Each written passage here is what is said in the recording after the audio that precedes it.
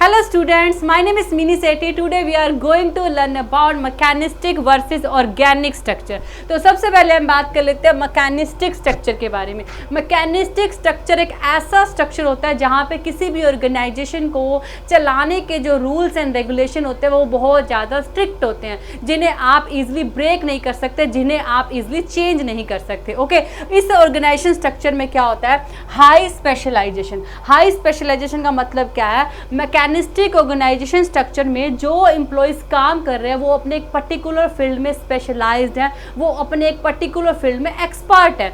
जैसे HR department में जो पर्सन काम कर रहा है वो एचआर फील्ड में स्पेशलाइज्ड है, मीन्स उसके पास एचआर की डिग्री है, उसके पास एचआर की नॉलेज है, उसके पास एचआर का ही एक्सपीरियंस है। ओके, तो इसमें हाई स्पेशलाइजेशन को प्रेफरेंस दी जाती है मैकेनिस्टिक ऑर्गेनाइजेशन स्ट्रक्चर में। ओके, सेकंड क्या है? Rigid departmentalisation. रिजिड डिपार्टमेंटलाइजेशन का मतलब क्या है? एक ऑर्गेनाइजेशन में डिफरेंट डिपार्टमेंट होते हैं और रिजिड डिपार्टमेंटलाइजेशन में एक डिपार्टमेंट के लोगों का दूसरे डिपार्टमेंट के लोगों के साथ बहुत ज़्यादा इंटरेक्शन नहीं होता है। एक डिपार्टमेंट के लोगों का दूसरे डिपार्टमेंट के लोगों से बहुत ज़्यादा इंटरेक्शन नहीं होता। ओके, जैसे एचआर डिपार्टमेंट है, मार्केटिंग डिपार्टमेंट है, प्रोडक्शन डिपार्टमेंट है। एचआर डिपार्टमेंट का सारा फोकस सिर्फ अपने डिपार्टमेंट पर है, दूसरे डिपार्टमेंट वाले क्या कर रहे हैं उससे कोई लेना देना नहीं है। ओके, इस ऑर्गेनाइजेशन स्ट्रक्चर में डिफरेंट डिपार्टमेंट के बीच में जो इंटरेक्शन होता है वो बहुत ही कम होता है या फिर होता ही नहीं है। ओके, अब हम बात कर लेते हैं clear chain of command.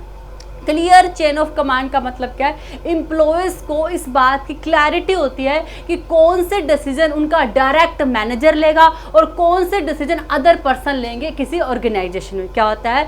Employees को इस बात की पूरी क्लैरिटी होती है कौन कौन से डिसीजन उनका डायरेक्ट मैनेजर लेगा और कौन कौन से डिसीजन अदर पर्सन लेंगे किसी ऑर्गेनाइजेशन में। ओके, अब हम बात कर लेते हैं narrow span of control. Narrow span of control का मतलब क्या होता है? एक मैनेजर के अंडर काम करने वाले लोग क्या होता है? बहुत कम होते हैं। एक मैनेजर के अंडर काम करने वाले लोग बहुत ही कम होते हैं, हार्डली 5 to 6 होते हैं। ओके, उसके बाद हम बात कर लेते हैं सेंट्रलाइजेशन। सारी डिसीजन मेकिंग पावर जो हायर अथॉरिटी है उनके हाथ में होती है, जो लोअर अथॉरिटी है वो सिर्फ उनके लिए हुए डिसीजन पे काम करती है। ओके, सारी डिसीजन मेकिंग किसके हाथ में होती है? हायर अथॉरिटी के हाथ में होती है, और जो लोअर अथॉरिटी है वो सिर्फ हायर अथॉरिटी ने जो डिसीजन लिए हैं उन पे काम करती है, वो किसी तरह का कोई डिसीजन नहीं लेती है। उसके बाद हम बात कर लेते हैं ऑर्गेनिक ऑर्गेनाइजेशन स्ट्रक्चर के बारे में, जो दिया है टॉम बर्नर जो स्टार्करले। ओके, अब ऑर्गेनिक ऑर्गेनाइजेशन स्ट्रक्चर क्या है? इसका बिल्कुल ही अपोजिट है। इसमें फ्रीडम दी जाती है, जो रूल्स एंड रेगुलेशन है उनको आप थोड़ा चेंज भी कर सकते हो, वो ज़्यादा स्ट्रिक्ट नहीं होते हैं। ओके,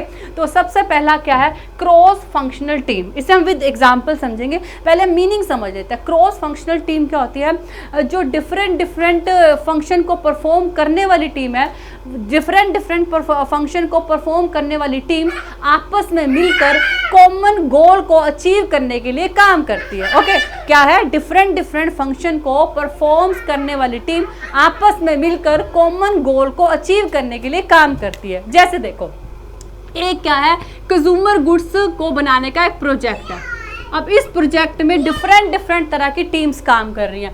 एचआर की टीम्स काम कर रही है, प्रोडक्शन की टीम्स काम कर रही है, फाइनेंस की टीम्स काम कर रही है। ओके, अब ये टीम्स क्या है? डिफरेंट फंक्शन को परफॉर्म कर रही है, लेकिन ये डिफरेंट फंक्शन को परफॉर्म करने वाली टीम आपस में मिलकर काम कर रही है कॉमन गोल को अचीव करने के लिए। कॉमन गोल क्या है? कंज्यूमर गुड्स को बनाना। ओके, क्या होता है? क्रॉस फंक्शनल टीम में क्या होता है? डिफरेंट फंक्शन को परफॉर्म करने वाली टीम आपस में मिलकर एक कॉमन गोल के लिए काम करती है। जैसे क्या है?